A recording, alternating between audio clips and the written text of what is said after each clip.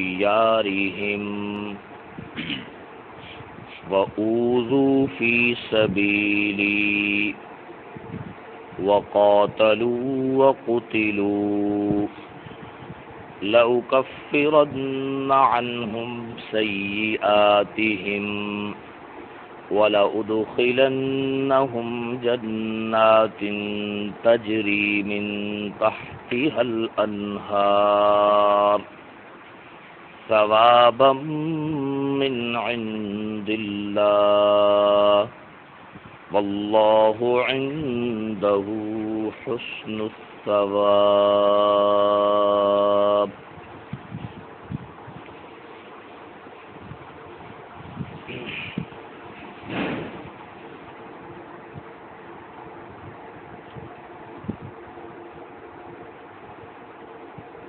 اہل عقل جو لوگ ہیں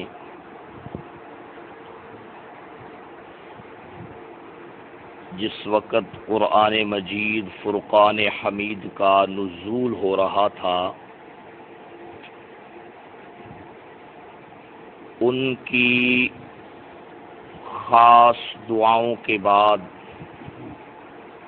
پروردگار نے ان کے لیے ان کی دعاؤں کی قبولیت کی بشارت کو نازل فرمایا، جس میں فرمایا کہ ان کی دعائیں ان کے رب نے قبول فرما لی ہیں اور ان کو مبارک ہو کہ یہ قیامت کے دن کی ذلت اور رسوائی سے محفوظ ہو گئے ہیں۔ اور دوسری بات کہ ان کے اعمال کو خواہ وہ عمل کرنے والا مرد ہو یا عورت ہو، اللہ ان کے اعمال کو ضائع نہیں کرے گا۔ کیوں؟ اس لیے کہ جن کی بنیاد درست ہو ان کی اوپر والی عمارت بھی مضبوط ہوتی ہے۔ تو چونکہ ان کے جتنے بھی عقائد ہیں خواہ وہ توحید سے متعلقہ ہوں، رسالت سے متعلقہ ہوں، آخرت سے، جنت سے، جہنم سے، سور و پکار سے، وہ تمام عقائد چونکہ درست ہیں، اس لیے جو بھی عمل کریں گے کسی عمل کو بھی ہم ضائع نہیں کریں گے۔ کل کے درس میں آپ حضرات نے ان کے خاص جو اعمال ہیں ان کا بھی تذکرہ سنا ہے، جس میں اجتماعی طور پر اللہ رب العزت نے ان کے دو بڑے عمل بیان فرمائے ہیں، ایک ہجرت اور دوسرا قتال فی سبیل اللہ، جس میں فرمایا کہ وہ لوگ مہاجر بھی ہیں اور ہجرت کی وجہ بیان کر دی کہ وہ کسی دنیاوی غرض کی وجہ سے نہیں نکلے بلکہ اخرجوا من دیارہم، ان کو ان کے گھروں سے کیا کر دیا گیا ہے؟ نکال دیا گیا ہے۔ اور آگے فرمایا کہ اوذوا فی سبیلی، ان کو پھر میرے راستے میں اذیتیں بھی دی گئی ہیں۔ اور اس کے بعد جو ان کا عمل بیان کیا گیا وہ ہے قاتلوا اور قتلوا، کہ انہوں نے قتال فی سبیل اللہ کیا ہے اور اس کے نتیجے میں اللہ نے ان کو شہادت بھی عطا فرمائی ہے۔ اب اس کے اوپر مفسرین کا ایک جو بیان ہے مختصر وہ آپ کی خدمت میں عرض کرتا ہوں۔ وہ فرماتے ہیں کہ اللہ رب العزت جو ہے وہ یہ چاہتا ہے کہ میرے اوپر جو ایمان رکھنے والے لوگ ہیں نا وہ انفرادی طور پر بھی صحیح سمت پر ہوں، اجتماعی طور پر بھی صحیح سمت میں ہوں۔ ان کی جو انفرادی زندگی ہے نا ہر ایک کی معاشرے میں وہ بھی درست ہو اور ان کی جو اجتماعی زندگی کے اعمال ہیں وہ بھی کیا ہوں؟ درست ہو۔ انفرادی زندگی کو بھی قرآن نے اوپر بیان کر دیا جس میں فرمایا من ذکر او انثی، ہر مذکر اور ہر مؤنث، جس میں فرمایا کہ جس معاشرے میں قرآن مجید نازل ہو رہا ہے اس قرآن پہ ایمان رکھنے والا ہر مذکر اور ہر مؤنث بد عمل ہے یا با عمل ہے۔ کیا جی قرآن کیا کہہ رہا ہے کہ جس معاشرے میں قرآن مجید کا نزول ہوا اس معاشرے میں جتنے اس قرآن پر ایمان رکھنے والے لوگ تھے، اللہ کہتے ہیں مذکر ہوں یا مؤنث، ان کے اعمال کو میں ضائع نہیں کروں گا۔ اس سے کیا پتہ چل رہا ہے کہ وہ باعمل لوگ تھے یا بد عمل لوگ تھے؟ باعمل لوگ تھے۔ تو اللہ رب العزت نے پہلے ان کی انفرادیت کو بیان کیا ہے کہ انفرادی طور پر بھی یہ لوگ خواہ ان کے مرد ہوں یا ان کی عورتیں ہوں، یہ لوگ بد عمل نہیں بلکہ کیا ہیں؟ باعمل لوگ ہیں۔ اب آگے اللہ رب العزت نے ان کی اجتماعیت کو بیان کیا ہے کہ جس میں فالذین، یہ جمع کا لفظ ہے، یہ اس سے ان کی اجتماعیت کی طرف اشارہ ہے۔ پھر یہاں پر ان کے دو عمل اور بیان کیے، ایک ہجرت والا اور دوسرا کون سا ہے؟ قتال فی سبیل اللہ والا۔ اور وہ فرما رہے ہیں اس آیت مبارکہ کے تحت جو حدیث پاک ہے اس کو اس کے تحت بیان کر رہے ہیں۔ فرماتے ہیں کہ خود نبی پاک صلی اللہ علیہ وسلم کی جانب سے بھی اس امت کے عروج کے لیے اور اس امت کی ترقی کے لیے اور اس امت کی بلندی کے لیے 5 چیزوں کا اور 5 اعمال کا ہونا ضروری ہے۔ ان میں سے ایک یہ ہے کہ یہ جماعت ہو، ان کی کیا ہو؟ آپس میں جماعت ہو۔ سمجھ آ گئی؟ انفرادی طور پر بھی یہ باعمل ہوں، بد عمل نہ ہوں، اور اجتماعیت کے لیے سب سے پہلی شرط یہ ہے کہ یہ کیا ہوں؟ جماعت کی شکل میں ہو۔ اور دوسری بات یہ ہے کہ ان میں جو صحیح بات ہے اللہ اور اس کے رسول کی، اس کا سننا بھی پایا جائے اور سننے کے بعد اس کی اطاعت بھی پائی جائے۔ سننا بھی پایا جائے اور سننے کے بعد کیا ہے؟ اطاعت بھی پائی جائے۔ اور چوتھی یہ ہے کہ ان میں دین کے تقاضوں کے لیے ہجرت پائی جائے اور پھر اعلاء کلمت اللہ کے لیے جہاد پایا جائے۔ یہ 5 چیزیں شرط ہیں اس امت کے بقا کے لیے اور اس امت کے عروج کے لیے اور اس امت کی بلندی کے لیے۔ وہ کیا ہے؟ نمبر 1 شرط کیا ہے کہ ان میں کیا ہو؟ اجتماعیت ہو، ان کے اندر جماعت ہو جناب والا۔ ان میں سے ہر آدمی اعمال کے اعتبار سے تو انفرادی عمل بھی کرے، لیکن اپنی بلندی کے لیے اور اپنے عروج کے لیے ان میں انفرادیت نہ ہو بلکہ ان میں کیا ہو؟ اجتماعیت ہو۔ اور دوسری شرط کیا ہے کہ ان میں سمع پایا جائے۔ کیا پایا جائے؟ سمع کا مطلب کیا ہے؟ سننا پایا جائے، کہ یہ اللہ اور اس کے رسول کی بات کو سننے والے ہوں۔ یہ پیچھے اس صفت کا تذکرہ ہو نہیں چکا، وہ خود کہہ رہے ہیں اننا سمعنا، اننا سمعنا۔ ابھی آپ حدیث پاک سنیں گے تو آپ حیران ہوں گے کہ اللہ کے نبی بھی فرما رہے ہیں کہ 5 چیزیں ان کی دنیاوی جو عروج ہے اور ان کی جو جناب بلندی ہے اس کے لیے ضروری ہیں۔ اس میں دوسری شرط ہے کہ ان میں سمع پایا جائے، اور تیسری شرط یہ ہے کہ سننے کے بعد اطاعت پائی جائے۔ سننے کے بعد کیا پائی جائے؟ اطاعت پائی جائے۔ آپ پیچھے سن چکے ہیں کہ انہوں نے کیا کہا ہے کہ اللہ ہم نے جب تیرے منادی کی آواز کو سنا تو پھر ہم نے اس کی اطاعت کی یا اس کو چھوڑ دیا؟ اس کی اطاعت کی ہے جناب والا۔ تو سمع اور اطاعت کو پیچھے ذکر کیا، ہجرت اور قتال کو کیا ہے؟ آگے ذکر کر دیا۔ تو جس فرمایا کہ جس امت کے اور جس جماعت کے اور جس قبیلے، قوم اور قبیلے کے جو افراد ہیں، اگر ان کے اندر یہ 5 چیزیں پائی جائیں، اجتماعیت پائی جائے، سننا پایا جائے، اطاعت پائی جائے، ہجرت پائی جائے، قتال پایا جائے، جس امت میں یہ 5 چیزیں ہوں گی وہ دنیا کے اندر بھی کامیاب ہے اور آخرت کے اندر بھی کیا ہے؟ کامیاب ہے۔ پہلے حدیث سے پاک سن لیں، پھر دوبارہ جو ہے واپس آیت کے اندر آئیں گے۔ اللہ گویا کہ یوں سمجھی کہ یہ 5 نمبر ہیں اس امت کے عروج کے، اس امت کے کیا ہیں؟ عروج کے۔ اور ذرا بڑی عجیب حدیث ہے، حضرت حارث الاشعری رضی اللہ تعالی عنہ کی روایت ہے، مسند امام احمد بن حنبل میں 17,104 نمبر حدیث ہے۔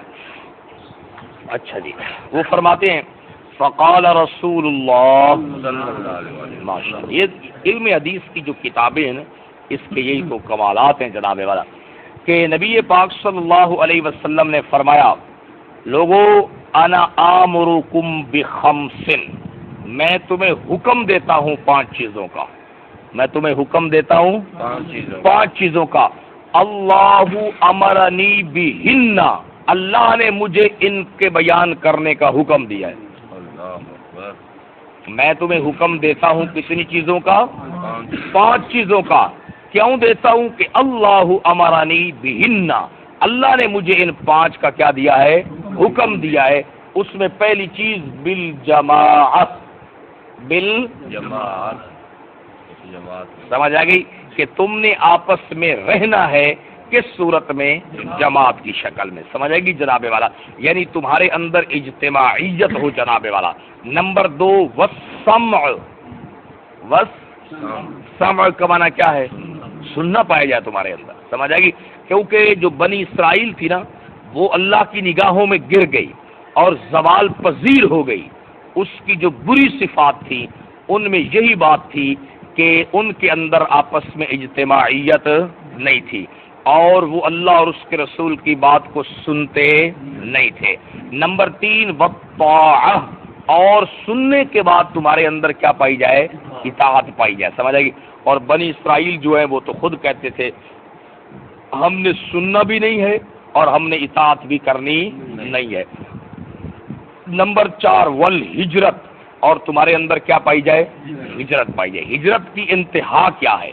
ہجرت کا خلاصہ کیا ہے؟ آپ پہلے بھی سن چکے ہیں کہ دین کے کوئی بھی تقاضا ہے جس کے اوپر کسی جگہ پر عمل کرنے کی جناب والا اجازت اور گنجائش نہیں مل رہی تو وہاں پر اپنی نفسانی خواہشات کو جناب والا دبا کر اور اپنی نفسانی خواہشات کی قربانی دے کر اس جگہ کو کیا کر دینا؟ چھوڑ دینا۔ اب دیکھیں نا، میں اور آپ اس جگہ کے اوپر رہائش پذیر ہیں، یہاں پر ہماری پیدائش اس علاقے میں ہے، پلے بڑے جوان اب بڑھاپے کی طرف اس علاقے میں جا رہے ہیں، تو ایک والہانہ لگاؤ ہوتا ہے آدمی کو اس جگہ کے ساتھ۔ پھر اس جگہ کے اوپر ہمیں بہت ساری سہولیات ہیں، بہت ساری آسائش ہیں جناب والا، ہمارے رشتہ دار ہیں، ہماری خوشی غمی میں ہمارا ساتھ بٹانے والے لوگ ہوتے ہیں جناب والا۔ تو اگر اللہ کے دین کی وجہ سے کوئی بات آ جائے تو ہر اس جماعت کے آدمی میں یہ جذبہ ہو کہ میں دین کو اور دین کے تقاضوں کو چھوڑ نہیں سکتا، میں اس کی خاطر اپنے وطن کی کیا دے دوں گا؟ قربانی دوں گا۔ تو اس میں صرف وطن کی قربانی نہیں ہوتی، اپنی خواہشات کی بھی کیا ہوتی ہے؟ قربانی ہوتی ہے۔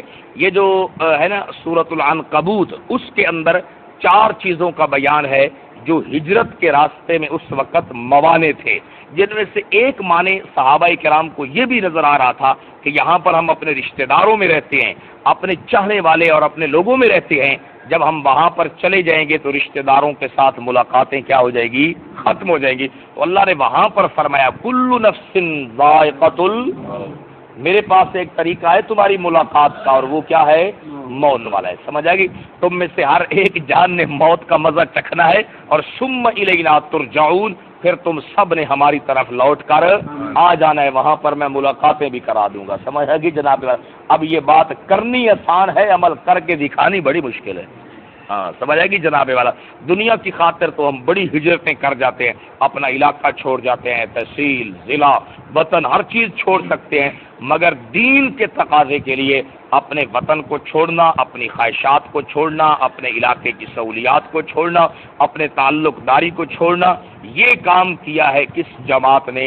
مہاجرین نے، سمجھ آئے گی، صحابہ کرام نے جناب، جنہوں نے مکے جیسا شہر چھوڑا ہے اور وطن چھوڑا ہے جناب والا۔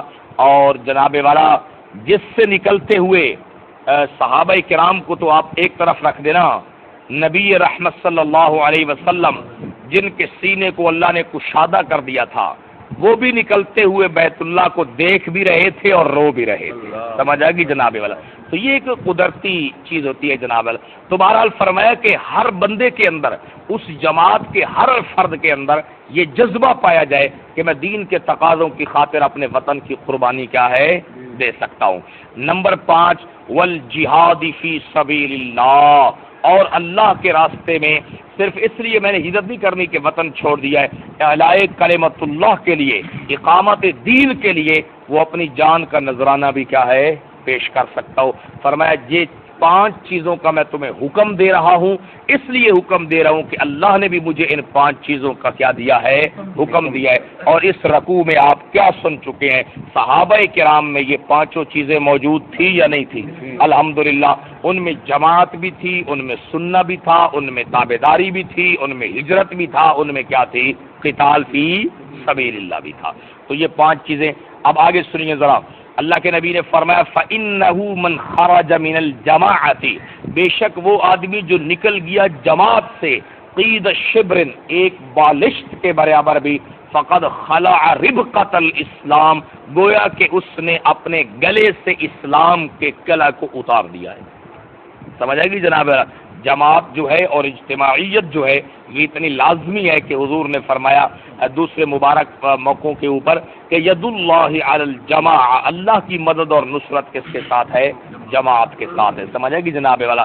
تو اب ہم تو اس کو یہی آپ کو آسان بتا سکتے ہیں کہ سب سے پہلی جو ہماری جماعت ہے وہ کون سی ہے؟ صحابہ کرام کی ہے، اور قیامت تک آنے والے لوگوں کو حکم ہے کہ اسی جماعت کے ساتھ کیا کر دیں؟ اپنے آپ کو جوڑ دیں. جو اس جماعت سے ایک بالشت کے برابر بھی ہٹ گیا، حضور فرماتے ہیں فقد خلع ربقۃ الاسلام من عنقہ، گویا کہ اس نے اپنی گردن سے اسلام کا جو حلقہ ہے اس کو کیا کر دیا؟ اتار دیا، اس کو جدا دیا. ہاں الا ان یرجع، ہاں مگر یہ کہ وہ جماعت کی طرف واپس لوٹ آئے تو پھر وہ حلقہ بھی کیا ہے؟ واپس آ جائے گا. سمجھ آئے گی؟ اور آگے فرمایا ومن دعا بدعوى الجاہلیت، اور جو لوگوں کو جاہلیت کی باتوں کی طرف بلائے، جو لوگوں کو کس کی طرف بلائے؟ جاہلیت کی طرف، جاہلیت کی باتوں کی طرف بلائے. سمجھ آئے گی نا؟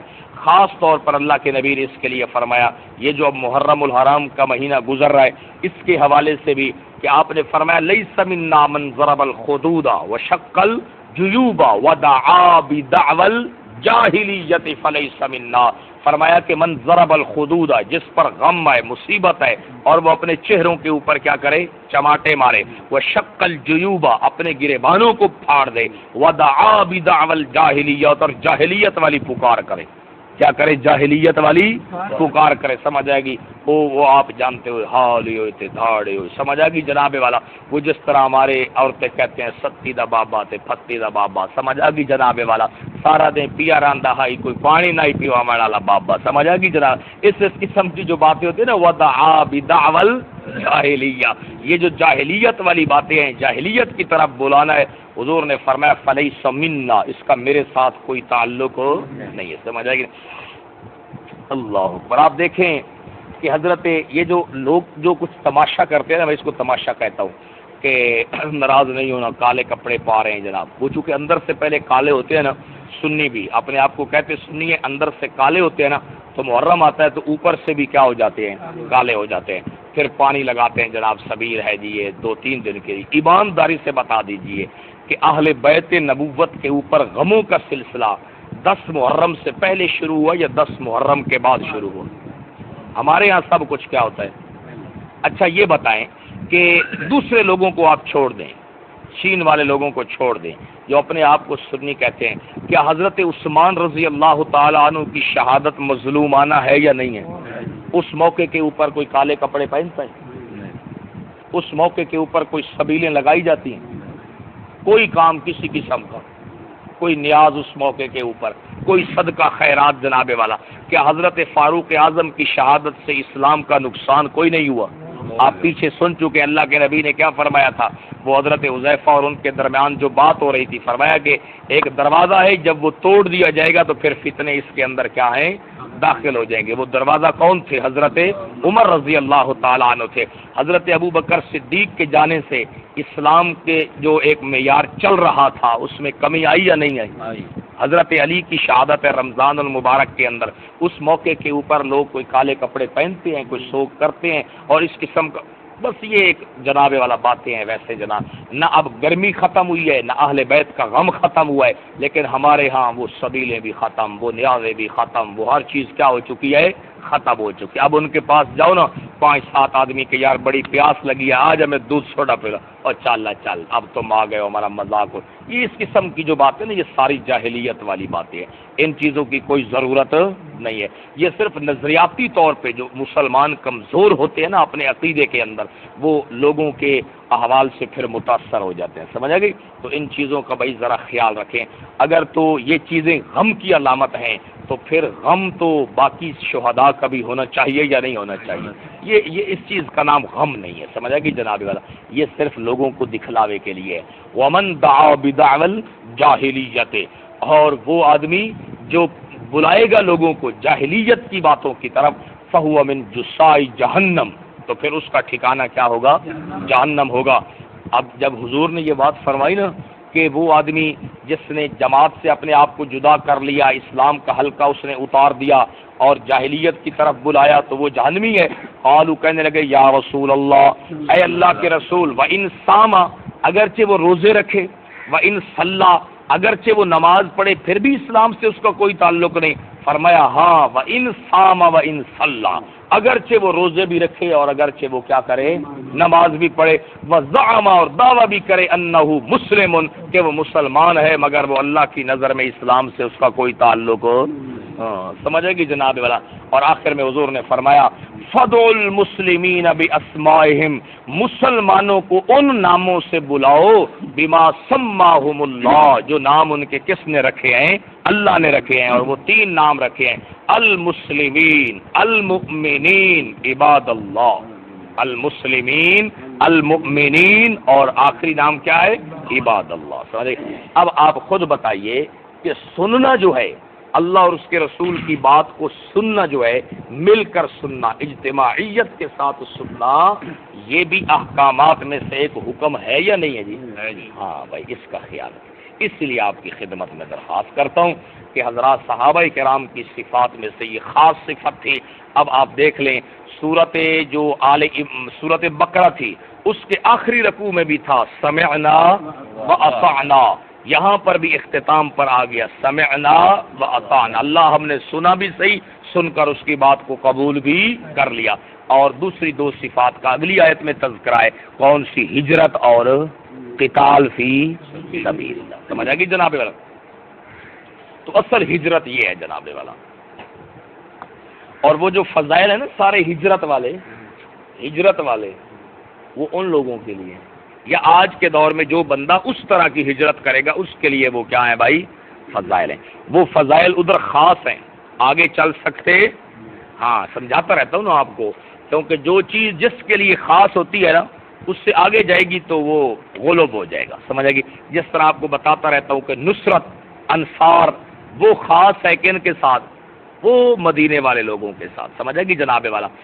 اس لیے میں نے آپ کو بتایا کہ انصار تو ایسا لقب ہے جو اللہ نے مکے والوں کو بھی نہیں دیا، سمجھ آئے گی جناب والا۔ اس لیے بھائی یہ اللہ کے راستے میں نکلنا ٹھیک ہے، یہ اپنے گھر بار کو چھوڑنا ہے، لیکن یہ وہ ہجرت نہیں ہے، یہ وہ ہجرت نہیں ہے، سمجھ آئے گی۔ اور ان کے پاس چند منٹ کے لیے بیٹھ جانا پھر اپنے کام میں لگا جانا، یہ دین کی ٹھیک ہے نصرت ہے، مگر وہ مدینے والی نصرت نہیں۔ اس کے اوپر یہ حدیث نہیں فٹ ہوتی جو حضور نے فرمایا کہ مہاجر میرا اوپر والا لباس ہے اور انصار میرے اندر والا، وہ خاص ہے مکے اور مدینے والے لوگوں کے ساتھ، صحابہ کرام کے ساتھ۔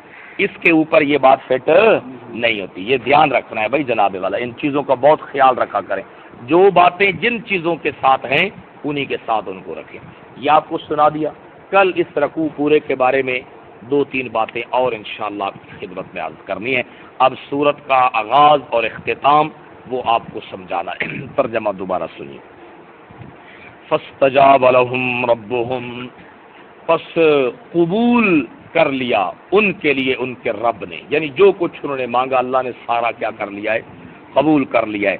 اور ساتھ یہ خوشخبری بھی ہے کہ اللہ کہہ رہے ہیں کہ انی لا اضیع عمل عامل منکم، کہ میں تم میں سے کسی کے عمل کو بھی ضائع نہیں کروں گا، من ذکر، خواہ وہ کیا ہو، مرد ہو، او انثی، یا کہ وہ کیا ہو بھائی، عورت ہو، بعضکم من بعض، تم سب آپس میں ایک دوسرے کے ہم جنس ہو، جب جنس ایک ہے تو قانون بھی تمہارے لیے کیا ہوگا، ایک ہوگا، سمجھ آئے گی۔ فالذین ہاجروا، پس وہ لوگ جنہوں نے ہجرت کی، وَأُخْرِجُوا، اور ہجرت کی وجہ کیا ہے کہ نکال دیے گئے وہ ظلماً من دیارہم، اپنے گھروں سے، وَأُوذُوا فِي سَبِيلِي، اور ان کو ستایا گیا، اذیت دی گئی، فی سبیلی، میرے راستے میں، وَقَاتَلُوا، اور قتال کیا انہوں نے، وَقُتِلُوا، اور قتل کیے گئے۔ وہ جو ان کا مجھ سے بڑا مطالبہ تھا کہ اللہ ہماری سیئات کو مٹا دے، میرا ان سے وعدہ ہے لَأُكَفِّرَنَّ عَنْهُمْ سَيِّئَاتِهِمْ، میں ان کی سیئات کو کیا کر دوں گا؟ مٹا دوں گا۔ اور جو وہ جنت کا وعدہ کر رہے تھے، اللہ جو تو نے اپنے رسولوں کے ذریعے سے وعدہ کیا ہے، وہ وعدے کا ہمیں مصداق بنا دے، وہ بھی میں ان کو گارنٹی دیتا ہوں کہ والا ادخلنہم، البتہ ضرور بالضرور میں داخل کروں گا ان کو جنات، ایسے باغات میں جن کے نیچے کیا بہتی ہوں گی؟ نہریں۔ سبحان اللہ، سارے مہاجر انشاءاللہ جنت میں ہنستے بستے داخل ہوں گے، سمجھ آئے گی؟ مہاجرین کے امام ابو بکر و عمر بھی داخل ہوں گے، سمجھ آئے گی؟ اور سارے میرے نبی کے انصار بھی کہاں داخل ہوں گے؟ جنت میں داخل ہوں گے۔ تاریخ کی کتابیں اٹھانے والے اس دن تاریخ طبری کو، ابن اسیر جزری کو لے کے کھڑے ہو جانا حوض کوثر کے اوپر، جنت کے دروازے کے اوپر، تم تو جنت میں جا رہے ہو، یہ کتاب کیا کہہ رہی ہے؟ سمجھ آئے گی جناب والا؟ تو پھر وہاں پہ اللہ فرشتوں کو حکم دیں گے ذرا ان کا انتظام کرو، سمجھ آئے گی جناب والا؟ تو انتظام تو پہلے بھی بہت کچھ ہوا ہوگا، لیکن جن کو ان کتابوں پہ بڑا ناز ہے نا صحابہ کے لیے کہ کچھ نہ کچھ تو آخر بات ہے نا جو تاریخ میں آ گیا ہے، تو یہ کتابیں اپنے پاس جو ہے نا ساتھ لے کے جانا، اور پھر وہاں پر اللہ کو کہنا اللہ تیری کتاب تو ٹھیک ہے، یہ کہہ رہی ہے مہاجرین کے لیے، پر اے بھی تب وہ وڈے مولوی دی کتاب ہے نا جڑی اے گل کریں دی بھائی، سمجھ آ گئی جناب؟ یہ بھی تو ایک بڑی بات ہے نا جناب۔ اللہ کا بڑا شکر ہے جی کہ اللہ نے اس بات کے اوپر یقین دیا ہے کہ قیامت کے دن فیصلہ اس کتاب پر ہوگا، یہ اللہ کا بڑا شکر ہے جناب کہ الحمدللہ ہمارا اس کتاب کے اوپر جو ہے نا بالغیب ایمان ہے، اس کتاب کے ہر حکم پر ایمان ہے، الحمدللہ اللہ کا شکر ادا کیا کریں، سمجھ آ گئی جناب؟ یہی فیصلہ کن کتاب ہے اور کوئی فیصلہ کن کتاب نہیں ہے، سمجھ آ گئی؟ ثوابا من عند اللہ، یہ بدلہ ہے من عند اللہ، کس کی طرف سے؟ اللہ کی طرف سے، گناہ مٹ گئے، جنت کا داخلہ مل گیا، یہ بدلہ ہے۔ واللہ عندہ حسن الثواب، اور اللہ کے ہاں تو ہر بدلہ ہی کیا ہے؟ بڑا حسن و جمال والا ہے۔ اللہ ہمیں بھی ایسے لوگوں میں شامل فرما دے۔ اللہم انت السلام و منک السلام، تبارک یا ذا الجلال والإکرام۔